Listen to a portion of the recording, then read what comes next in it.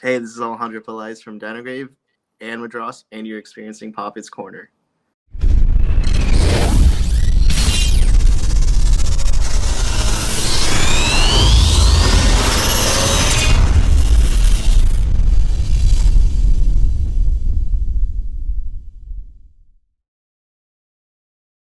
What's going on, everyone? Welcome to another episode of Poppitt's Corner. Thoroughly excited to be back. We are broadcasting right now out of the San Diego Metal Swap Meet. And, of course, we have Mr. Sean Peck here. How you doing, Sean? I need Thanks to do a again metal for- swap meet song. Metal swap meet! Yeah! Something like that. We need a metal swap meet little Jingle? Jingle. Yeah. Yeah, don't we? I think so. Was That's that very it? fitting. That was it right That's there. the first one. That's the version A.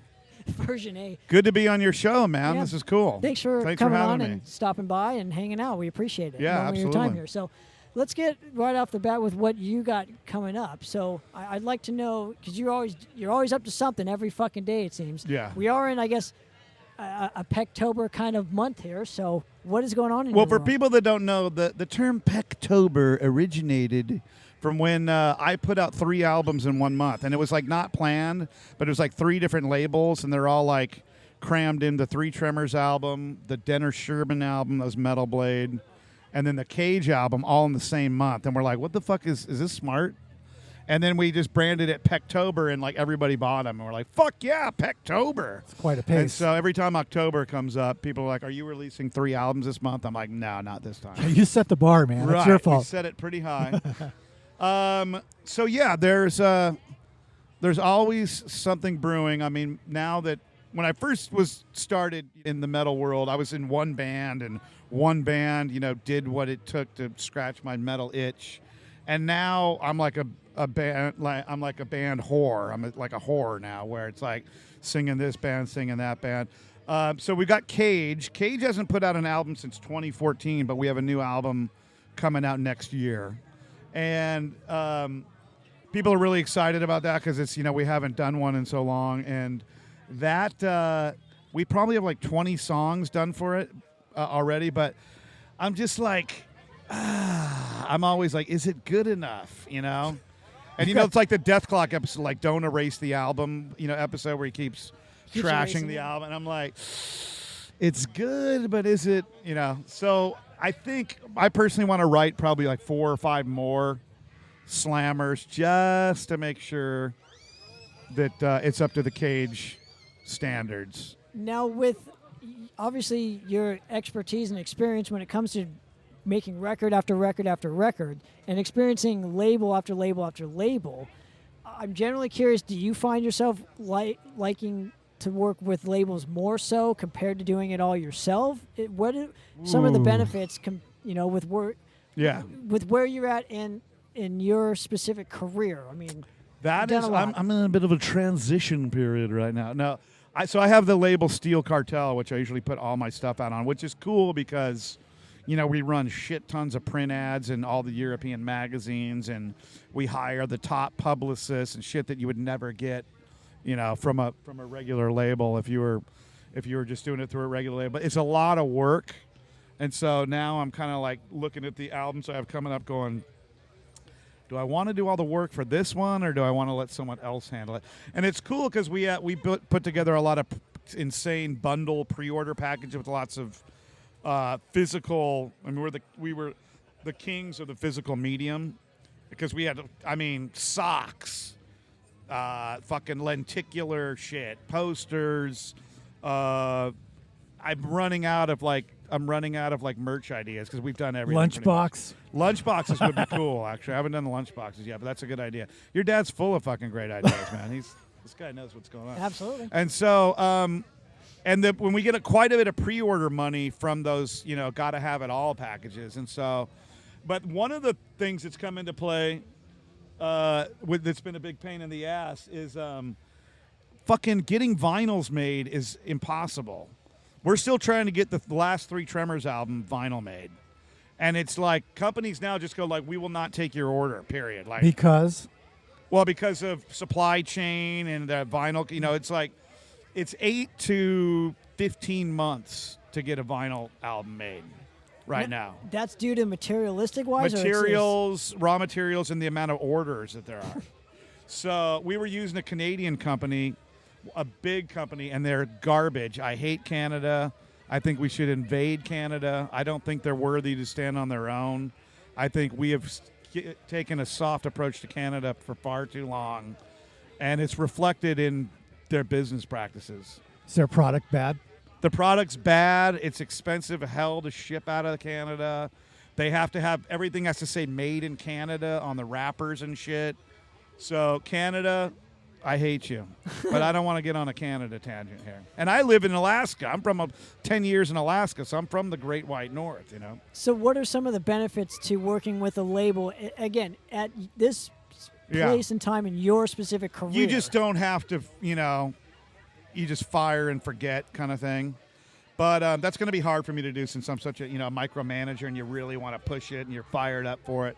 But so we have a Cage album coming out. We have a new Death Dealer album coming out. We just did Death Dealer's a band I'm in with Ross the Boss, Stu Marshall he's a famous guitar player in Australia. Mike LaPond is in the band now from Symphony X, and the drummer Steve Bolognese, who was in Witherfall and he was in Into Eternity and Ross the Boss band. Right, so you're always constantly working with like top tier musicians. Well, we record like during the pandemic. Like the Stu Marshall, the Death Dealer guy, is like writes 10 riffs a day kind of guy, you know. So it's just an endless amount of material, and so we literally already recorded like, I think I did like 90 songs recorded in like a year. Wow. We just kept like blasting it. So Death Dealer has like 2.5 to 3 albums already done. The next album that's done for Death Dealer, and I'll show you the artwork offline. It's really killer. That's, you know, everyone's like, dude, it's our best album yet. This one is the best one. I'm always the opposite. I'm always the guy like I don't know, man. That last album was pretty good. But this Death Dealer album could be the best one. It's just the songs that came out really good. Yeah. So we just put out an EP for Death Dealer, which the label was like, oh man, the publicist, I should say. So we got to put out an EP. I've never done an EP. I'm not really a big fan of EPs, but I'm like, all right. So we actually took 4 songs off the 5th album. So the 4th album is the new one that's going to come out. We already had the 5th album ready to go. So we took 4 songs off that and made that an EP. And the EP is just crushing. It's a Mad Max thing called Fuel Injected Suicide Machine, and the video came out really good. We have a song that we wrote called Blood for Gasoline. We didn't know it was going to be a documentary song when we wrote it, but now the way gas prices are, it kind of became a narrative on what's going on. So we did the EP. Yeah. The 4th Death Dealer album coming out is fantastic. We're really excited about that. Now, how do you plan your time accordingly with all these different projects? Because you're one man, so it's like obviously you're not mixing this stuff. You're just generally singing, tracking the vocals, tracking it, sending it, and that's all you can do, really. But if there's a certain urgency for something, you're like, oh, I got to bust this out. But if it's just like what I'm feeling at the time, what's up, man? What I'm feeling at the time, then I will just go. Dude, I want to jam on this right now. We did a couple covers for Death Dealer. We did Unchain the Night by Dokken, and it came out killer, dude. I'm proud of that one. And then we did Holy Diver. What the fuck is it? Rainbow in the Dark? Holy Diver? I can't even remember which one it is. Rainbow in the Dark, maybe. Anyway, so we did, and then I even did a cover of Eddie Murphy's My Girl Wants to Party All the Time. That's and awesome. It's fucking amazing. If you guys are listening to this, go to YouTube, look up Sean Peck Party All the Time. Because I do Rick James' voice. I do all the voices. It's fucking great. Anyways. That's good. Great. How do you delegate who's going to do each of the tasks when it comes to each of your records? Because you're doing a lot of records. So then blows my mind. Me and Stu, the guitar player, write most of the stuff for Death Dealer. So just me and him, and we're Skyping, and he'll sit there on the guitar and go, "What about this, mate?" And he's so quick on the. I go, "Oh, that's sick," and then he'll just like lay it down in 2 seconds, and I'll have a piece. It's great. And then the Cage guys, Cage has an advantage because we all live here in San Diego.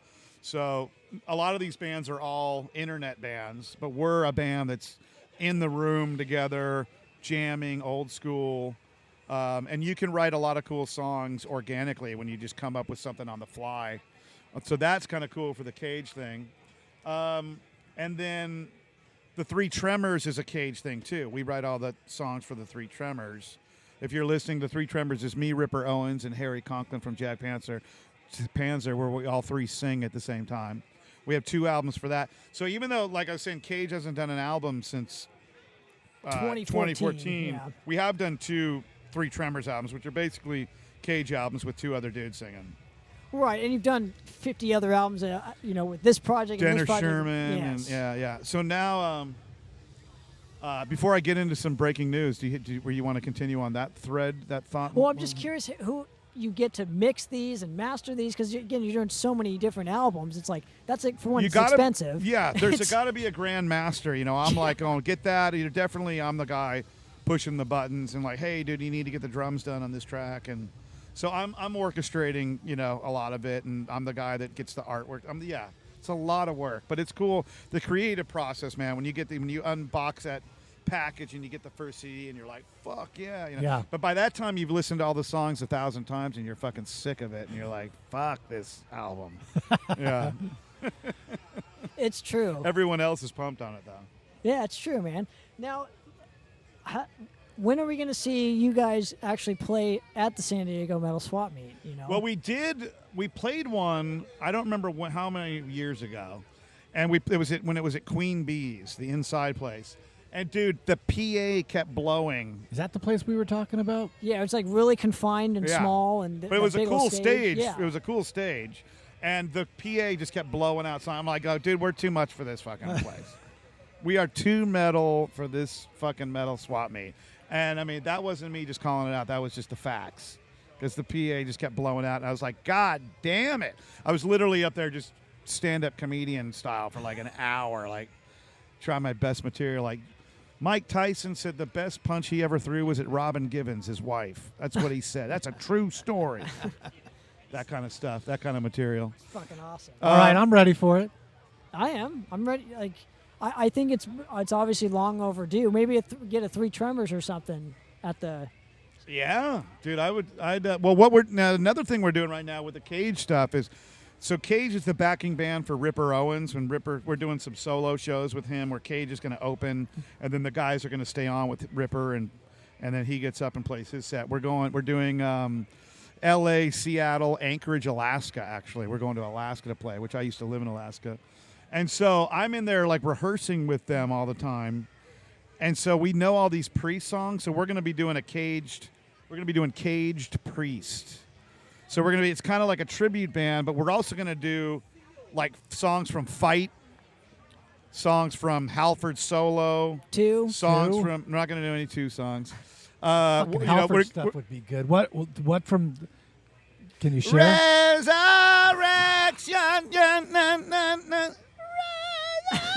Can you hit those? No No pressure on that. He just gave us a full concert on the show. That's all right. And Halford they play the recording when he does that. I'm like, fuck that. I'm going to sing that shit. I'm going to come out and fucking. I'd love to fucking see that live. Yeah. So no one's playing those songs. We're like, that'd be fun instead of just another Judas Priest tribute band. Like fucking throw in. And then we're going to do Scream Machine from Beyond Fear. We love playing that one live. We opened for Hammerfall, and we opened the set with that song. And Hammerfall was like looking at us like, what the fuck? I'm like, that's right, bitch. This is how it's going down tonight. Fucking keep up with this. Yeah. Right. Good luck. Now, is there a specific style in your career that you have not done yet that you would like to? Well, there's a bunch of, I'm with these badass metal bands, and every time I bring up a love song or sex, they're like, dude, we can't do that. So I'm like, dude, half the Judas Priest songs are sex, love, blah, blah, blah. Van Halen, every song is. Every Dawkins song, every Rat song. Kiss. Like, we can't get one of these fucking things in here because I want to write some goddamn sexual innuendos. and I tried my hand at it, and I realized I'm fucking great at writing. You want me to give you a little sample of some magic? Let's get it. This is going to break. Sure. Okay. I like to party almost every night. So if you bring your girlfriend, I will treat her right. So come on, be my genie, baby, grant my wish. The three of us together makes a tasty dish. Boom! Mic drop. Sounds like a Three Tremors song. You know what I'm saying? That's like magic, right? The three of us together makes a tasty dish. Yeah, that's a Three Tremors song, isn't it? I like it. Bad joke. Bad joke. So Anyway. I have a bunch of like hard rock, cool songs like that with nowhere to go. So I'm thinking about doing a fake band where I get like 5 18-year-old dudes with long hair that like look great and pretend like that's the band, and like just to put a picture of them on the cover, and then call the album like Hot Nights in the Streets or something like that, and then put those songs out. So that is, I'm seriously considering something like, or a picture of me like on a throne with like 100 fucking strippers like hanging all over me. With fire and Yeah, cars. all that yeah. shit. Yeah, Dragons gotta have and that, shit. Fire out of trash cans. Got it. Warehouse, dirt, all that shit. Now, walk me through what the breaking news Yeah. or whatever. Have you gotten to it? Did I miss Well, that I mean, part? Michael Denner, the guitar player of Merciful Fate, he kind of broke this a little bit. So, Michael Denner's not playing with Merciful Fate, and I was in the band Denner Sherman with Hank Sherman and Michael Denner. Did 2 great albums on Metal Blade Records that were like, people were like, dude, this is Merciful Fate. This is amazing. Except the singer. Like, the singer, can you release an instrumental version of this album? The singer's fucking horrible. That was so funny. I got a lot of that because, I'm like, hey, I'm sorry, I'm not King Diamond. And, like, I can sing like King Diamond, but these guys don't want me to sing like that on these records. Like, I was forbidden of doing any of that shit. So, me and Pete Black, the guitar player from King Diamond in the heyday, them, Conspiracy, The Eye, back, the mainline classic, guy, the classic. and Michael Denner, and Hal Patino of a King Diamond bass player, yes. and a drummer that will go unnamed right now. That I cannot reveal that information. Sure. But we've got like 5 songs together already, and it's so King Diamond-y. It's like crazy. I could let you hear some stuff too. Yeah. And it's Pete Black is just writing these riffs, and it just sounds like Abigail and them, and it's just crazy. And so then I came in, and he's flown out here a bunch of times. We've recorded out here in San Diego. He's done some recording in Andy LaRoque's studio. I'm like, dude, don't let fucking Andy LaRoque hear this shit. What do you think? But he's like best friends with Andy, and so of course. And then I go online and make fun of King Diamond all the time. I don't know if you've seen any of my videos. So you got a lot of projects, obviously, in the works. Yeah. Now, where's the best place? I want to thank you for coming on and giving me a few minutes of your time to do this with me. Right on. Where's the best place for people to support everything Sean Peck? Oh, man. SteelCartel.com. SteelCartel.com has a lot of links to the different, websites. But you can go to all the, Facebook pages and Instagram. Most of the band stuff's on Facebook. Instagram's where I do all my comic book stuff. And also, if you like comic books, hit me up on Hell Destroyer Comics on Instagram. Hell Destroyer Comics. I'm a comic freak right now. Like comics has been taking all my heavy metal time lately. So. And I love what you're doing with Death Deal, where you're only putting 3 songs on Spotify, so you got to go buy the album.